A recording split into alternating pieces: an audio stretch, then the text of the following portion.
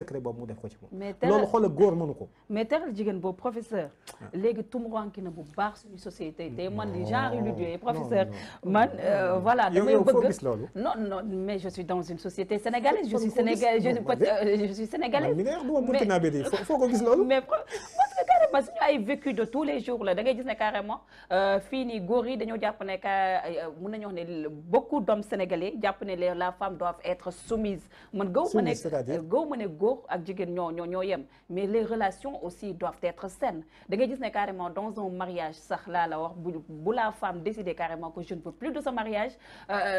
homme bi am na possibilité de traîner les pieds femme bi bu fi pose sax da ngay gis ne carrément ñu ne cette femme voilà l'islam nee na entre guillemets et man j'ai du mal avec ça comme que yow yaa demandé divorce l'homme a le droit de revendiquer lépp loo xam ne defoon na si yow. Et ces années de mariage que vous avez vécu ensemble peut-être des enfants aussi juddu nañ si boobu la sëy donc góor boobu nga xam ne mu ngi acharné sur cette femme pour femme bi delloo ko lu mu amoon wala sax buy quitter la maison elle sort avec 0 franc de cette maison donc sur ce coup jigéen bi nga xam ne peut-être elle a été éduquée à l'école française entre guillemets comme suñu ñaaree suñu genre yi mun nañu wax ne carrément le modèle occidental moo gën a baax pour les femmes boobu professeur. Vous croyez ça? Non si. Parce que foofu noonu les hommes n'osent pas se comporter comme góor yi fii ni ñuy def au Sénégal parce que les lois sont là ce n'est pas que góor yi tubaab bi ñoo gën suñu góor ñi mais c'est juste que des lois sont bien encadrées donc pour tax yéen ñi nga xam ne yéenay ànd sàmm jikko yi tam man je vous connais nit ku baax nga nit ku sell nga voilà am nga benn gis-gis bi nga am si jigéen ñi côté yooyu doo leen si lutter droit des femmes. non c'est-à-dire dama la droit des femmes yooyu kii wax droit des femmes kan la foofu aussi problème dafay am parce que bu fekkee c'est le modèle toujours occidental aussi man dama ci am problème toujours ndax ñoom dama xam seen i gis-gis dama xam aussi li ñu bëgg ak fan bëgg a jëme kii man dama la très sincèrement man occidental du yëpp aussi bon aussi non loolu laa la wax mais quand même de manière générale rek ñoom moom yàq rek la ñuy def xam nga ñun li nga wax sànq ni bu fekkee lu jëm ci maltraitance la wala ñàkk a jox nit car wala ñàkk a jox ci warma loolu bu fekkee ci sëy la am góor teg ko jigéen man ànduma ci d'accord ma ci te rafetlu wu ma ko aussi mais même pareillement aussi mi ngi am di bàyyi ko ci jigéen ñi jëm ci góor aussi mi ngi am mais ñëpp xam ne la femme moo nekk la couche vulnérable et les enfants aussi ci société yi mais ñëpp a doon couche vulnérable comment ça ngeen bëgg koo tey c'est-à-dire yéen loolu man loolu jàppal na ma fan nga mën a teg nii par exemple la femme mooy couche vulnérable non du ko vulnérable c'est-à-dire nit képp koo xam ne si rek xëy na néewal nañ la doole wala ñu xañ la sa àq rek peut-être mën nga vulnérable ñëpp a ci yam loolu mais quand même li ma bëgg a wax rek ni moom ñun suñu société yi en fait dañu wuute ay modèle dañu wuute aussi fi ñu taxaw dañu wuute aussi jubluwaay loolu moo waral bu fekkente ni ñu ngi évoqué sànq ci par exemple man ruus naa jomb naa sëy ak nit problème am ñu war a tàqali ko nga naan ko damay revendiquer ceci et cela. man dama ni ruus naa ko jomb naa ko. des hommes qui ont même appris le Coran ñu ne ay nit yàlla yu sell. non man laa wax personnellement man loolu ruus naa ko xoolal bu ma koy dégg sax vraiment j'ai mal parce que en réalité li nit ñi seq moo ëpp doole lool. kóllëre gi ñu seq nit ki donte benn journée doo nga ngeen sëyoon c'est-à-dire kóllëre googu moo gën a fort adduna ak li ci biiram tout à fait parce que intimité bi seq bi raxoon seen diggante loolu ça dépasse en fait ay alal ak amam tout à fait toutefois nag da nga gis léeg-léeg jigéen def ay actes yoo xam ne xëy na mën naa tax nit ki révolté wu mais yaakaaruma ni ñu war nañ mën àgg ci loolu man daal gis nga jigéen li ma ci xam loolu moo tax moo war a am ay lois yoo xam ne qui sont là pour défendre les femmes professeurs te loolu pour défendre man dama leen ci xam pour défendre nit ñi rek xam nga gis nga jigéen man daal jigéen teral laa ci xam macha allah fonk ko jox ko worma c'est-à-dire jigéen du ko ñu war a toroxal jigéen du ko ñu war a suufeel jigéen du ko ñu war a sax stressé loo tout à fait très sincèrement man loolu laa jàpp loolu laa gis te loolu laa gëm aussi tout à fait te li ma lay wax aussi mën nga woo samay soxna nga laaj leen man très sincèrement c'est juste une petite parenthèse boo xam ne su mënuma am fii professeur te du ma ko laaj loolu aussi boole leen ko si seen ay agenda professeur ñu continuer ba tey waxtaan bi si ànd sàmm jikko yi ba tey nekk na benn mouvement boo xam ne ñu ëpp si sénégalais yi adhéré nañ si par rapport ak idées yi nga xam ne yéen a ngi siy développé mais est-ce que si approche bi avant ngeen ñuy teg seen kuréel bi est-ce que waxtaan nañ si ak ñenn si ay sénégalais pour ne pas dire ñi nga xam ne ñoo ngànk état yi les décideurs. waaw effectivement ñun suñu démarche bu inclusive la woon en réalité dem nañ ci couche yëpp pratiquement ce qu'on a fait bi ñu taxawalee collectif bi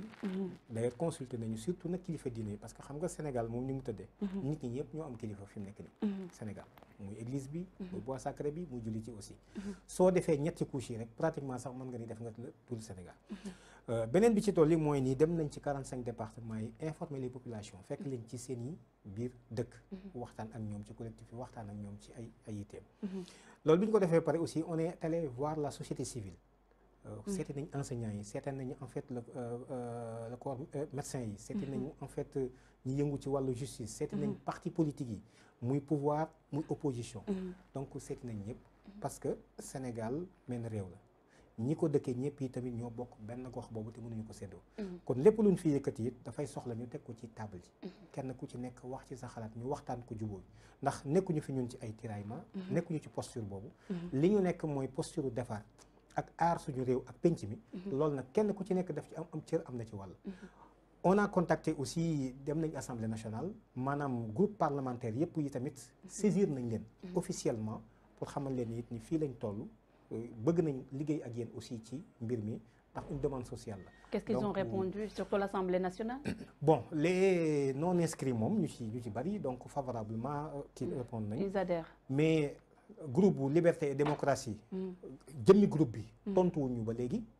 Groupe bu Benno Bokk Yaakaar aussi tontuwuñu ba léegi.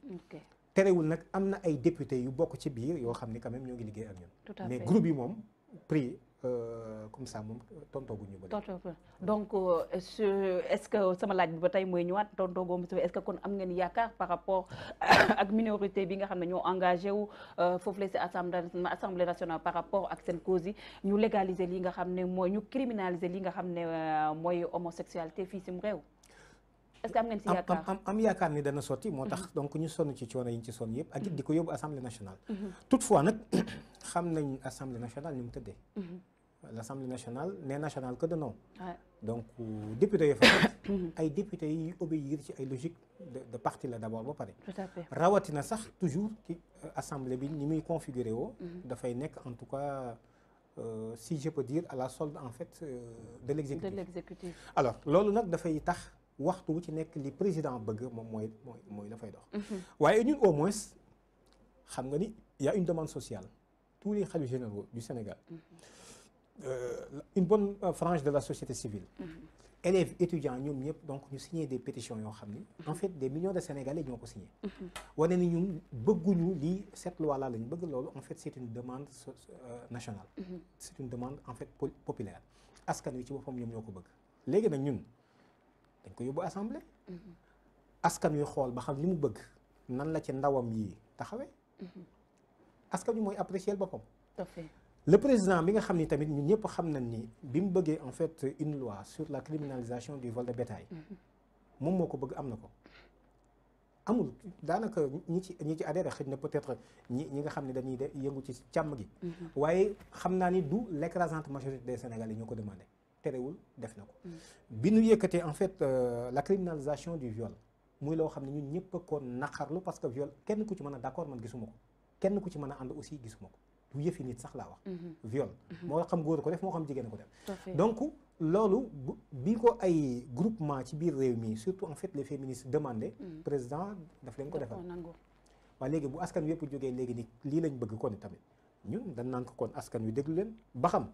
moom dafa bokk ci ñi nga xam ne dana déglu askanam wala dégluwu leen xam nga dafa am benn surga bi ma la doon wax léegi nii. surga boo xam ne yow da nga ko jël sa kër. nga bind sa surga ni ko dama bëgg nga may liggéeyal ci kër gi chaque mois naa la jox 50 000 francs wala 100 000 francs moom surga bi muy dox yónnentu waa koñ bi ba noppi bàyyi sa yónnent loolu vous pensez que c'est juste bu yàggee ay sanctions am de exactement donc ñun le président de la République falul boppam askan wi ñoo ko fal l'article 3 de la constitution aussi dafa wax ni souveraineté bi askan wi ñoo ko moom n'est-ce pas l'Assemblée nationale aussi faluñu seen bopp askan wi ñoo leen fal ñoom député yooyu ndawi askan wi leen kon léegi ñun ñoo ngi leen di déglu ba xam est-ce que ñun lañuy doxal ay yónnent taxaw ci sunu yitte ak saafaraal ñu ko wala boog ñeneen la ñuy déglu di leen doxal seen i yónnent comme ni ko surga boobu defee bàyyi njaatigeem lii ko jël di ko fay xaalis mu bàyyi fi ay yónnentam di dox yónnentu waa koñ bi. tout à fait professeur ñu génn si wàllum ànd sàmm jikko yi lépp rek loo xam ne ñeel na wàllum homosexualité ak lépp rek loo xam ne ñeel na wàllum relation góor ak jigéen yooyu dugg la léegi ñu des ba tey si ay valeurs parce que si ni ñuy wax léegi par rapport ak violence yi nga xam ne seetlu nañ ko Sénégal si domaine boo laal politique beeg wàllum tension sociale bi sax rawatina fu mu toll nii keroog rek gis nga làmb